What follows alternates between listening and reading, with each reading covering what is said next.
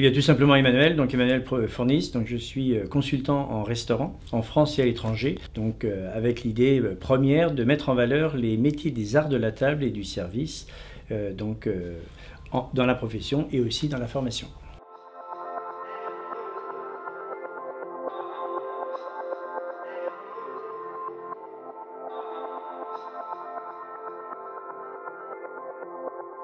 Il y a plusieurs axes de développement. Là, on va retrouver par rapport à la situation actuelle, on va se retrouver donc avec des dépôts de bilan, on va se retrouver avec un temps de réflexion pour les restaurateurs.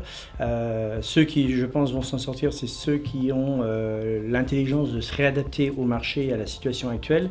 Les personnes qui vont pouvoir s'en sortir, c'est vraiment ceux qui ont une des valeurs de la restauration, c'est de savoir se réadapter au marché. Si on ne se réadapte pas, on meurt. Et donc, ce qui est assez fou, c'est que là, on est en 2021 et on se retrouve avec des entreprises, malheureusement, qui vont nous quitter, des entreprises qui sont en pleine mutation, comme là, le restaurant Le Grand Véfour à Paris, qui, celui-ci, a décidé de rendre ses étoiles Michelin et de passer d'un restaurant gastronomique à une bistronomie avec une terrasse pour rééquilibrer les comptes. La clientèle sera là, et il fera du travail exceptionnel donc dans l'assiette, travailler le locavore, travailler le respect de l'environnement. Donc tous ces contextes-là vont faire qu'on est dans une mutation complète de la restauration.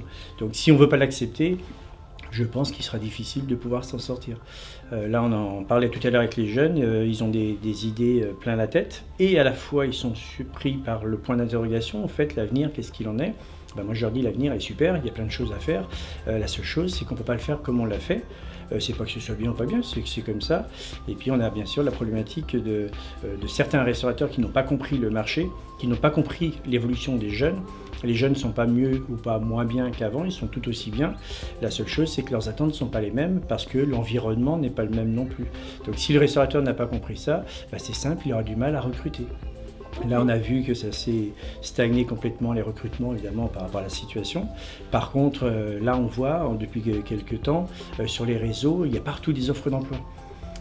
Donc, le marché va reprendre. Et il reprendra différemment, et donc les recrutements vont se faire en fonction aussi de l'environnement, des attentes du personnel. Et moi, ce que j'ai connu, les coupures, etc., le non-respect du personnel, etc., ça ne peut pas être encore d'actualité aujourd'hui. Le jeune ne l'acceptera pas.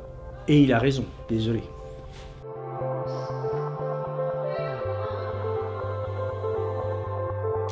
Donc les étudiants, ils ont leur place largement sur le marché, et donc au niveau de la restauration, je dirais tout type de restauration sera ouverte, voire même eux, ils ont justement une philosophie qui est bien autre que la mienne, et ils sont bien au contraire dans le domaine créatif. Là on en parlait tout à l'heure, il y en a un qui était un peu embêté parce qu'il avait cet aspect de faire du sport et à la fois d'être attiré par le monde de la restauration, et il ne savait pas quel choix faire. Je lui ai dit, t'as pas de choix à faire, tu peux fusionner les deux. Donc ils vont avoir des concepts qui vont être complètement différents, qui vont correspondre, un, aux attentes du personnel et deux, aux attentes des clients.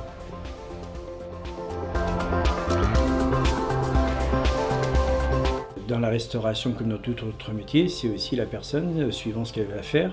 Là, parmi les étudiants tout à l'heure, il y en a certains qui sont partis 1 an en Australie, donc déjà il y a une expertise qui est complètement différente. Il y a ceux qui sont curieux. Comme je leur disais, ce qui est intéressant, il y en a qui sont issus de bac pro, il y en a qui sont issus de bac ES, donc on a une diversité de personnes.